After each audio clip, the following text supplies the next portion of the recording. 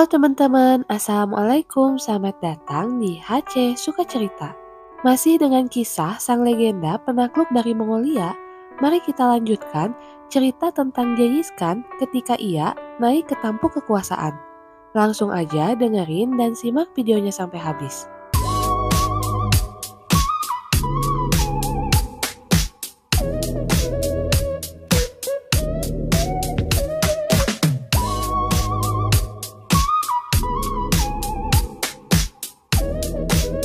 Sumber-sumber yang ada memberikan rincian yang berbeda-beda mengenai kembalinya Temujin ke padang rumput, dan pada awal musim panas tahun 1196 ia ikut serta dalam kampanye bersama dengan dinasti Jin melawan bangsa Tatar yang mulai menentang kepentingan Jin.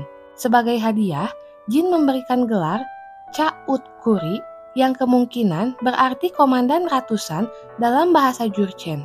Pada sekitar waktu yang sama, Temujin membantu Togrul merebut kembali kepemimpinan suku Kereit setelah direbut oleh salah satu kerabat Togrul dengan dukungan suku Naiman yang kuat. Peristiwa tahun 1196 menandai titik balik status Temujin di padang rumput. Meskipun secara teknis ia masih menjadi bawahan Togrul, dalam praktiknya ia telah menjadi sekutu yang setara. Setelah kemenangannya di Dalan Baljut, Jamuka bertindak dengan sangat kejam. Sejarah rahasia melaporkan bahwa Jamuka merebus 70 tahanan hidup-hidup dan memperlakukan tubuh para pemimpin yang menentangnya secara tidak hormat. Perilaku kasar ini membuat beberapa pengikutnya, termasuk Munglig, seorang mantan pengikut Yesugei, dan putra-putranya berpindah haluan dan bergabung dengan Temujin yang kemungkinan besar tertarik dengan kekayaan Temujin yang terus bertambah. Temujin kemudian berurusan dengan suku Jurkin yang sebelumnya telah menghinanya dalam sebuah pesta dan menolak untuk bergabung dengan kampanye Tatar.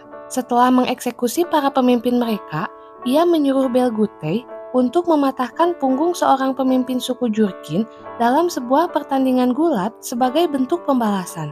Tindakan ini bertentangan dengan adat istiadat keadilan Mongol, hanya disebutkan oleh penulis sejarah rahasia yang tidak menyetujuinya.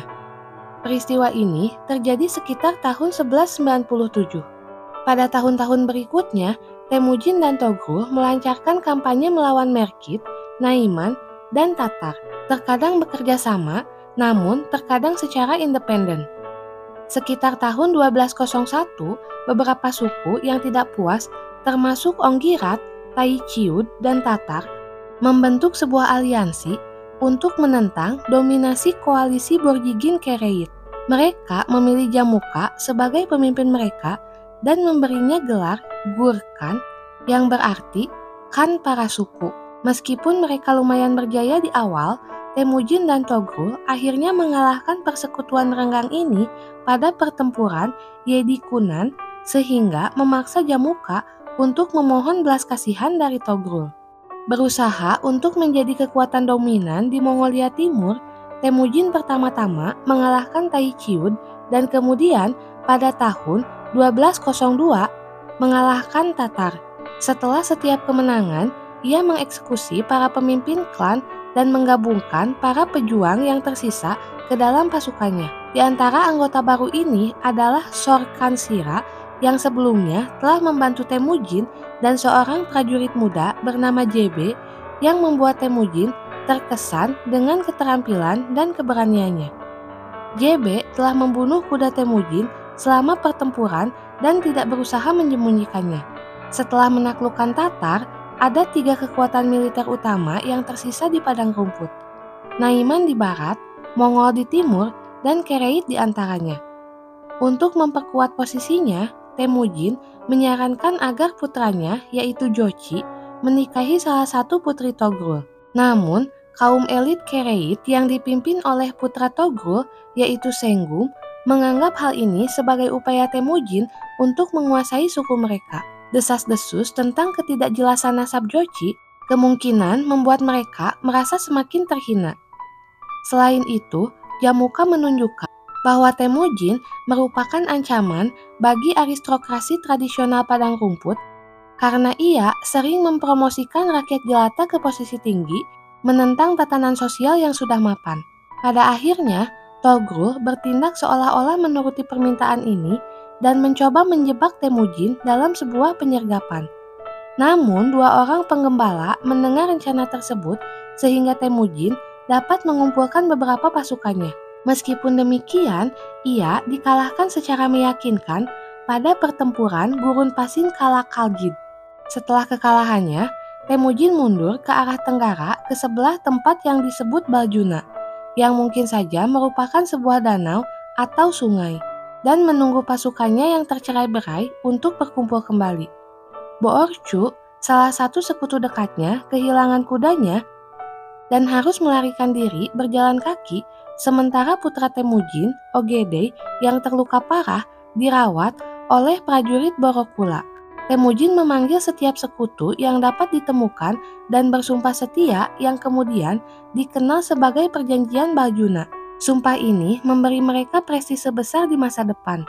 Kelompok yang mengambil Perjanjian Baljuna sangat beragam, termasuk orang-orang dari 9 suku yang berbeda dan pengikut berbagai agama, yaitu Kristen, Muslim, dan Buddha, yang disatukan hanya oleh kesetiaan mereka kepada Temujin dan satu sama lain.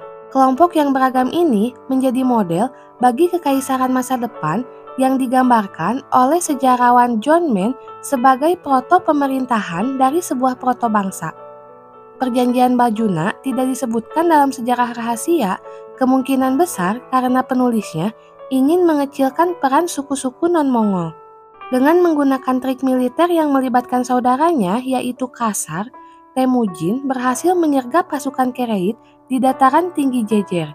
Meskipun pertempuran berlangsung selama 3 hari, Temujin berhasil meraih kemenangan yang menentukan. Baik Togrul maupun putranya, yaitu Senggum, terpaksa melarikan diri. Senggum melarikan diri ke Tibet, sementara Togrul dibunuh oleh seorang prajurit Naiman yang tidak mengenalinya. Setelah kemenangan, Temujin mengkonsolidasikan kekuasaannya dengan menyerap elit Kereit ke dalam sukunya sendiri.